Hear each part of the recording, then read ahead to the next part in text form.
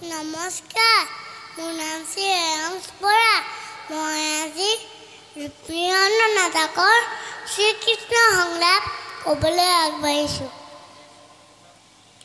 বিনন্দ বিলাস সৃষ্টি আমাৰ এই অভিলাষ, সৃষ্টি চিঠি ৰূপোদয়ৰ একমাত্ৰ গৰাকী আমি।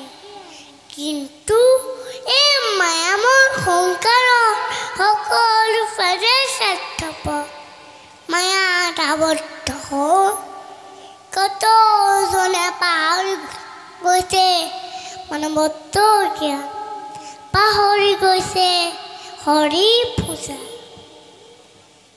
সেয়েহে দুষ্ট দমন আৰু সন্তক পালনৰ বাবে যুগে যুগে মই ধৰো অৱতাৰ।